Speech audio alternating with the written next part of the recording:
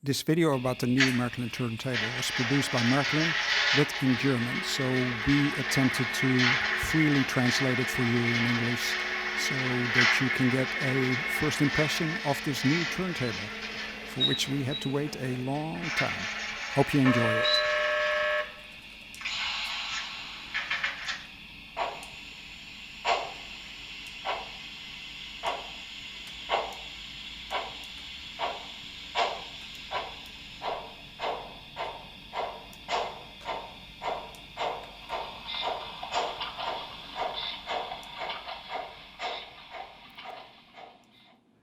In this how-to video produced by Marklin, we will show you how to install the new Marklin turntable for HO.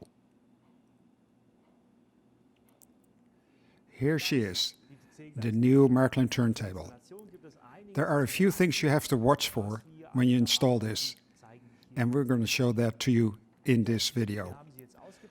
We have unpacked it here, and the first thing that you have to watch for is this transport help. We're going to need this piece of styrofoam again when we install the turntable.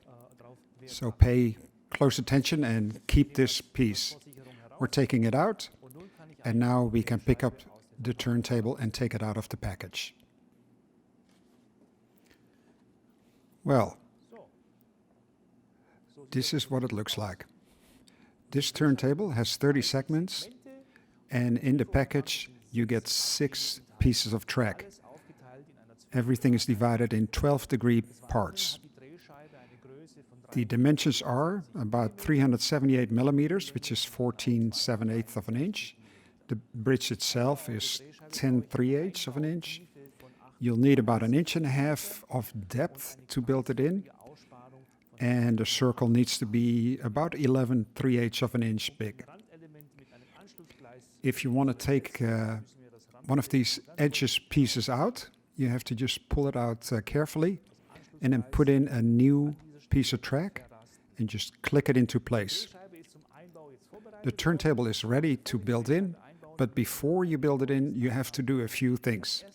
First of all, we need that little piece of styrofoam again, and we put that over the bridge so that we can safely turn over the turntable. And now we have to check every single piece and make sure it is really clicked into place. It's really important for the operation of the turntable, every single piece. And then the turntable is ready to be installed. To make it easier, we have made a template for the turntable, and you lay down the template where you plan to install the turntable. You can see in red is the circle that you have to cut out. You also see these little squares. These are the brackets that you have to install on the layout. And you can see that these have to be exactly positioned between the track pieces. If you don't do this precisely, then the turntable will not sit into the opening correctly. Well, to show things a little bit better, we made this little sample and we have cut in the opening. We made it 16 millimeters thick, just under 3/4 of an inch, and we recommend that for a better installation of the turntable. You can see we got the 6 brackets already installed. They are needed to make sure that the turntable sits correctly in the opening. It's important to know that we pre-drilled all these holes for these screws, and that's important. Then we can take the turntable and place it exactly so that it fits between and over these little brackets, and she needs to, of course, lay perfectly flat. There's one more thing to watch for, and that is this place right here is on track number 1. So that's track number 1. Now you could technically install this turntable, but it is important that you don't lay the track from the layout to the turntable, but from the turntable to the layout.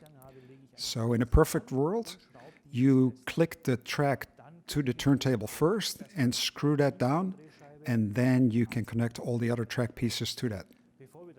We can do our first test run. We have to, of course, put the electric power to it, and so we'll turn over the turntable again. On the right-hand side, you see the connections for the decoder, with the B for center A or red, and O for brown. And on the other side, you have the connections for the bridge. Again, the red goes to the center, to the B, and then you have left and right for brown. And the background behind that is that each rail has its own connection. So you could in the future also use the bridge as contact track. If you're not using the contact track feature, you can simply connect both Bs together. This is what it looks like when it's built in. And let me point out a few more things that are important. All the pieces of track that are not connected directly to your layout have to be electrified separately. And then here you see a so-called blind track, a dead-end track. And to allow the turntable to recognize all these pieces of track, there are little tabs. And that's what a tab looks like for a concrete end. And the turntable will recognize that there's no piece of track because of that little tab, that little sensor tab. And here you see a tab for a track that can be driven on, and the turntable will recognize it and realizes that it can be used. And then you see the third variant, and this is the blind or dead-end piece of track, and we simply switch the tab and put one of these concrete tabs in it, and so that the turntable realizes this is not a place for me to stop and allow the train to run off. The turntable comes with 6 pieces of track, and if you need more pieces of track to connect to the turntable, we have this extension set, the 74871, that has 3 more track pieces. Also in the Marklin program, we have this roundhouse that you can use with the turntable, and how to connect this turntable and use it, we will show in the next video.